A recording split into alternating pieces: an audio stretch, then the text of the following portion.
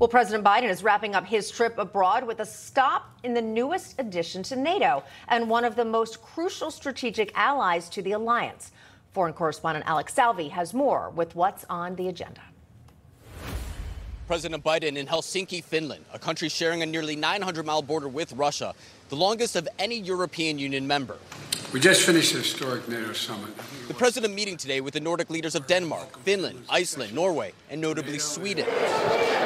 The NATO alliance coming off a major victory with Turkey dropping its objection to Stockholm's application for membership going into the summit in Lithuania, a prized achievement of the Biden administration. It ends nearly a year of behind-the-scenes negotiations, with President Biden praising the diplomacy during his closing remarks in Vilnius. Think about what's happened. Now, over the last few days, as President of the United States, I had the honor of participating in an historic NATO summit hosted by Lithuania, where we welcomed NATO's newest ally, Finland, and reached agreement to bring Sweden into the alliance as soon as possible. The addition of Sweden and Finland, which became the 31st member of the alliance back in April, increases the NATO presence in the Arctic. Russia and China continue to build up military bases in the region, a topic that was discussed but flew under the radar during meetings in Vilnius.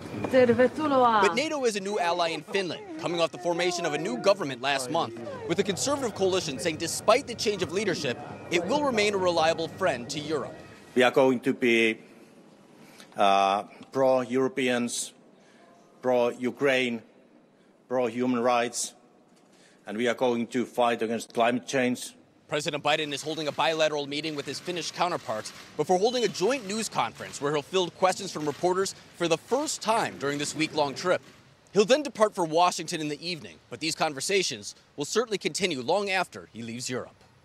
Back to you. All right, Alex, thank you very much. Joining us now, Senior Fellow at the America First Policy Institute, Fred Fleitz, also U.S. Deputy Military Representative to NATO, Blaine Holt. I'm going to start with this, though. You just sent me a text, General, regarding that investigation into whose cocaine was it, and they don't know whose it was, and you would say to that what? Then why close the investigation? It seems like you've got more work to do, and most investigations these days are taking 4 and 5 years. Why is this 5 days and done? Exactly. Okay, move on to our other topic, if you will. NATO, cluster munitions. Give us your perspective of what you think is going on right now with Mr. Biden. I think, well, with what we've done with the cluster munitions, we've kind of really hurt unity at NATO, and they were straining themselves not to make that the focus of the issue.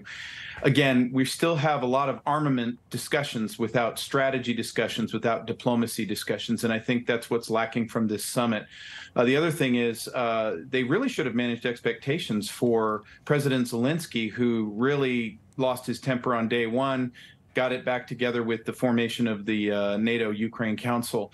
But to be very fair to him, he's heading back to Ukraine to a firestorm politically. He's going to have to manage that because there's a lot of expectations of NATO right now as they look for the logistics that they're going to need to be effective on that battlefield. And Fred, Senator Ted Cruz was on Newsmax last night. He was talking to Eric Bolling. And here's what he had to say about the Biden administration's approach to Israel. I'd like to ask you about Joe Biden repeatedly snubbing Bibi Netanyahu in Israel. Well, it is utterly shameful, Eric, and this administration, the Biden administration, has been the most profoundly anti-Israel administration our country's ever had. At every level, they have systematically undermined the state of Israel. Your thoughts on that, Fred? No, I think that's exactly right. I was just to Egypt and Israel, and I was amazed at the hostility towards President Biden, the criticism of him for being incapable of being commander-in-chief, and frankly, the strong support for the return of President Trump. But can I jump back to Ukraine for a moment? Of course. I'm real concerned about something that came out of this summit, and that is the assurance that we will admit Ukraine to NATO. Now, we didn't do that before Putin was about to invade, and I think that's a reason he invaded. I'm very worried that we're setting the stage. After this war stops, Russia invades again, we will then have to send American troops to Ukraine. This is a serious mistake. Ukraine membership should be off the table for 25 years or more if we're ever going to stop this war. And I don't think the U.S. Congress is going to support this. Or at the very least, General, use it as leverage to make Ukraine give up territory or accede to some sort of negotiation.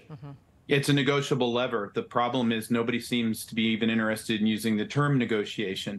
What I had hoped at the summit was going to happen was that the adults would get into a closed room and start to talk about, hey, look, here's an assessment of the battlefield. This is an assessment of the resources to keep that battlefield going.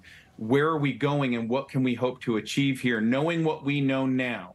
And I think your point about using these memberships as leverage is absolutely critical. Fred, I'm going to change gears here just a little bit. House Republicans did reach an agreement to allow votes on controversial amendments to the National Defense Authorization Act. Now, the amendments include proposals on Ukraine funding, the Pentagon's abortion policy, and more social issues. What stands out to you here? Well, the House doesn't want more money going to Ukraine in the NDAA. And at the America First Policy Institute, we're trying to emphasize that right now. There has to be scrutiny for what aid we give to Ukraine, under what circumstances, and it's something that House Republicans are trying to remove. All right. Fred Fleitz, General Blaine Holt, always enjoy your insights. Thanks so much for being with us. Great to be here.